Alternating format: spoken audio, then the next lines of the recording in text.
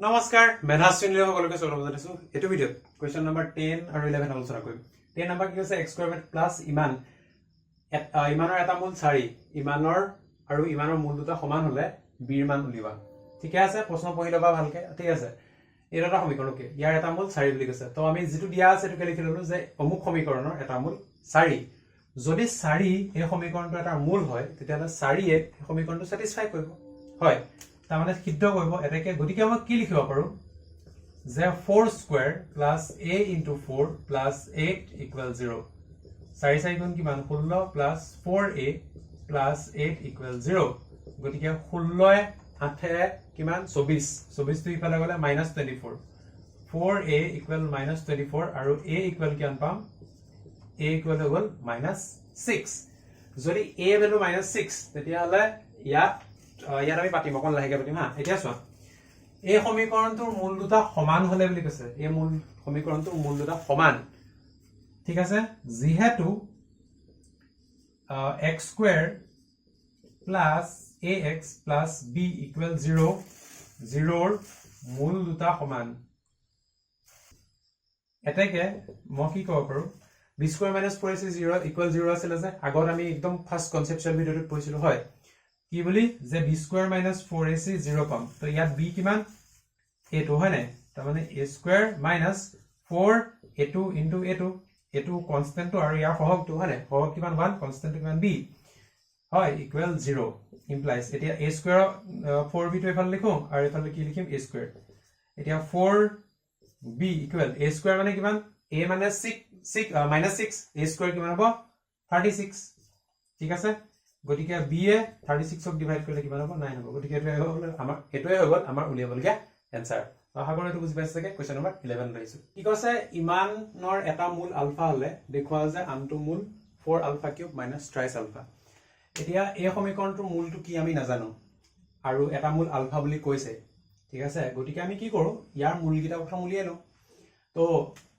ইকুৱেশনটো আমাৰ এটো গটিকে ইয়াৰ যদি ৰুট উলিওৱা কিমান হ'ব -b plus minus root over b square মানে ইয়াত 2 আছে 2 square কিমান 4 minus কি আছে 4ac তো 4ac ঠিক আছে তাৰ পিছত divided by 2 into 4 implies x equal কিমান হ'ব -2 plus minus root over minus plus 4 4 গুণ 16 16 4 কিমান 20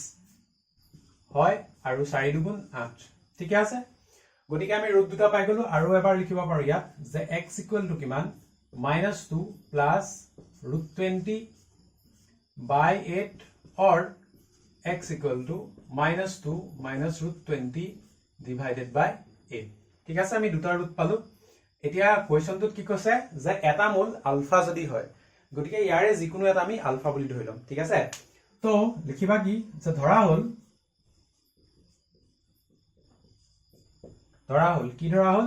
alpha equal to -2 plus √20 divided by 8 হ'ব এতিয়া এটাকে আমি কি উলিয়াম 4 alpha cube minus thrice alpha এটো আমি কিমান হয় হেতু চাম মানে কথাটো কি যে আমাক আনটো মূল এটো বুলি কৈছে হয় না এতিয়া চোৱা ইয়াত যদি আলফা ভ্যালুটো মই ইয়াত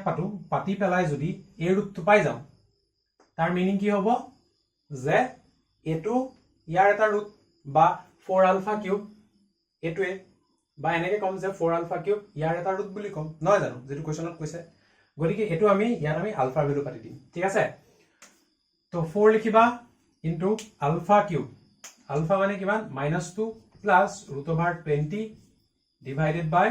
8 এই গুটেটো আহিব whole cube minus thrice alpha মানে কিমান -2 প্লাস √20 ডিভাইডেড বাই 8 ঠিক আছে Next step 4 into a গুটেটো whole কিউবটো ভাঙা ফার্স্ট -2 হোল কিউব কিমান হ'ব -8 প্লাস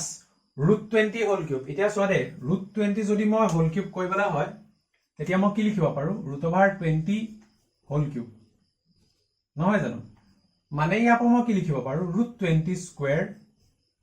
ইনটু √20 হয় এটোই হ'ব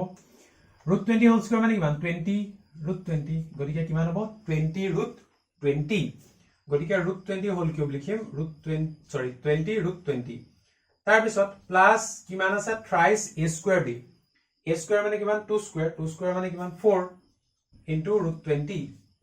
plus thrice ab square thrice a মানে ইমান b মানে কিমান √20 স্কয়াৰ মানে কিমান হ'ব 20 হ'ব ঠিক আছে আৰু ডিভাইডেড বাই কিমান আছে ডিভাইডেড বাই এটো ডিভাইড বাই 8 আছে ন গতিকে 8 কিউব হ'ব 8 কিউবক লিখিব পাৰা 8 ইনটু 8 ইনটু 8 বুলি এই গুটেটো ৰাখিবা পেকেটৰ ভিতৰত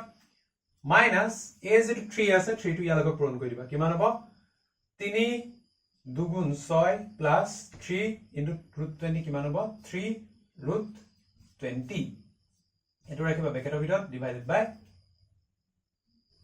ডিভাইডেড বাই 8 ঠিক আছে এতিয়া a যেটো 4 আছে a যেটো 8 আছে হেতক যদি কাটকুট কৰা 4 গুণ 4 4 2 গুণ 8 হয় বাকি 8 8 গুণ 64 64 পূৰণ 2 কিমান 128 মানে তলত 128 হ'ব উপৰখিনি বাৰু ঠিক ঠাক কৰি লও তো কিমান আছে -8 তাৰ পিছত 4 গুণ 12 12 আৰু 20 যদি যোগ কৰা কিমান হ'ব 32 √20 তাৰ পিছত প্লাস মাইনাসে মাইনাস 3 গুণ 6 6 গুণ 12 মানে 120 ঠিক আছে এতিয়া এটো হল ন ঠিক আছে আকৌ কি কৈছিলো 8 8 গুণ 64 64 পূৰণ 2 কিমান 128 মাইনাস ইয়াত কিমান আছে তো জানেকে আছে তেনেকে এৰিয়া -6 প্লাস 3 √20 ডিভাইডেড বাই 8 এটো পিছত চিন্তা কৰিম মানে পিছৰ স্টেপত কৰিম ঠিক আছে বঢ়িয়া নেক্সট এতিয়া এখিনি পাৰ্ট ওপৰলৈ লৈ যাম বা এখিনি ঠিক আছে এতিয়া -8 -120 কিমান হ'ব ইকুৱেল টু -128 আৰু কিমান আছে +32 √20 divided by 128 minus -6 plus 3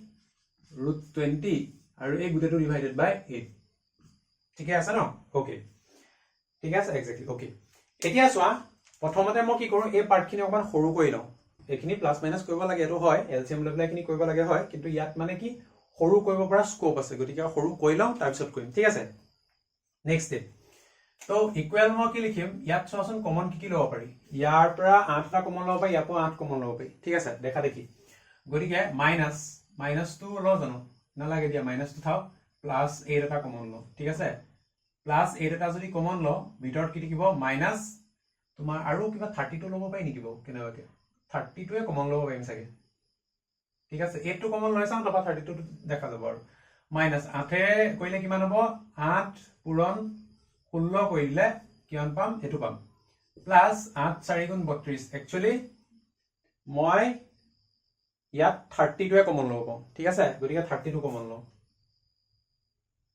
তো 32 কমন ললো কিমান থাকিব ভিতৰত মাইনাস 2 4 গুণ 4 গুণ 8 4 গুণ 12 আৰু প্লাস ইয়াত পাম কিমান √20 এতিয়া ইয়াত কিমান আছে 128 এতিয়া যদি কাটকুট কৰি চোৱা তেতিয়ালে কিমান হ'ব 8 এৰি কৰিলে একচুয়ালি এটো গৈ আছে 32 1 32 32 4 যা ইমান তো কিমান হ'ব -6 প্লাস 3 √20 ডিভাইডেড বাই 8 আৰু এটো ব্ৰেকেটৰ ভিতৰত ঠিক আছে গতিকে মোক ইয়াত কিমান লাগে 8 লাগে গতিকে ইয়াত মই আকৌ কি পূৰণ কৰিম 2 পূৰণ কৰিম মানে -2 4 গুণ 8 প্লাস 2 √20 divided by 8 ঠিক আছে বুজি পাইছো ন তো -6 প্লাস 3 √20 divided by 8 এতিয়া চোৱা এইখিনি মই কথা এটা কওঁ মানে মই যদি ইয়াত এনেককে কাটিলো হেতেন যাতে ইয়াৰ তলত 8 থাকে তেতিয়া আমাৰ একেবাৰতে হলতেন কামটো মই আকৌ এক্সট্ৰাকে ইয়াত 2 এটা ইনটু কৰিব নালাগিলতেন কিন্তু যেহেতু মই কাটোতে কি হ'ল 32 উলিয়াই দিলো আৰু 32 উলিয়াই যেটো কাটিয়ে দিলো তো আকৌ উল্টাকে নকও হা ঠিক আছে গতিকে ইয়াত 2 এটা পূৰণ কৰিলো ইয়াত 2 এটা পূৰণ কৰিলো ওপৰত 2 পূৰণ কৰাৰ কাৰণে 2 4 গুণ 8 2 পূৰণ √20 কিমান হ'ব 2 √20 divided by 8 তোমালোকে বুজি পাবা চাগে ঠিক আছে বাৰু এতিয়া পিছৰখন পাইবাই কৰিব কিমান হ'ব 8 টো তলত থাকিব ওপৰত কিমান হ'ব -8 প্লাস 2 √20 -a প্লাস 6 আৰু -a প্লাস -3 √20 গতিকে কিমান হ'ব आंसर -2 মাইনাস 3 পা 2 গলা থাকিব 1 মানে আলটিমেটলি -20/8 তো আলটিমেটলি এটোৱে আমাৰ সেকেন্ড ৰুটটো ন মানে x নহয় জানো ঠিক আছে তো a গুটিয়ে যেটো 4 আলফা কিউব minus 3 আলফা কৰি পেলাই কি পালো a যেটো সেকেন্ড ৰুট হেতু পালো আমি অৰিজিনালি আলফাটো কিমান ধৰিছিলো এটুক ধৰিছিলো ন এটুক ধৰিছিলো মানে এটুক ধৰিছিলো নহয় জানো গতিকে এটু কৰি পেলাই ফাইনালি কি পালো আমি এটু এনসাৰ পালো হয় গতিকে লিখিব পাৰা যে দেখুৱা হল বা শোড জবি আৰু ঠিক আছে তো এটাকে ইকুৱেল লিখিব পাৰা আনটো মূল বুলি ঠিক আছে বা এনেকে লিখিব পাৰা কমা এটা দি পেলাই আনটো মূল এটু ইমানতে এদাই তো আশা কৰো এটু টিপটপকে বুজি পাইছে সকে সো ভিডিওটো চোৱাৰ কাৰণে বহুত বহুত ধন্যবাদ যদি হেল্পফুল হৈছে কমেন্ট বক্সত জনাবা আৰু কিবা যদি ইয়াত ডাউট থাকে বা মই এনেকুৱা লাগিছে যে কিবা স্টেপ বেছিকে কৈ দিলো বা কিবা স্টেপ কমপ্লেক্স লাগিছে এবিলা কমেন্ট বক্সত জনাবা তোমালকে জনালে মানে আমি সেই বস্তুটো আকৌ ৰেক্টিফাই কৰি লব পাৰিম মানে ঠিক আছে এটুটো নহয় কিন্তু বেলেগ ভিডিও যেতিয়া বনাম তেতিয়া ৰেক্টিফাই কৰি লব পাৰিম আৰু কথাবিলাক কবা যে কোনবাটো বস্তু বেছি ওভাৰ মানে সিম্পলিফিকেশন হৈছে নেকি বা কোনবাটো মানে একো নুকুৱাকে আগবাঢ়ি গলো নেকি সেইবিলাক কথা তোমালকে জনাবা তেতিয়া আমাৰ মানে কি হ'ব সেই বস্তুখিনি আকৌ ধ্যান ৰাখি পেলাই আমি আগলো সেই বস্তুখিনি মানে ঠিকঠাক কৰি লব পাৰিম মানে ঠিক আছে গতিকে ভিডিওটো চোৱাৰ কাৰণে বহুত বহুত ধন্যবাদ stay curious keep learning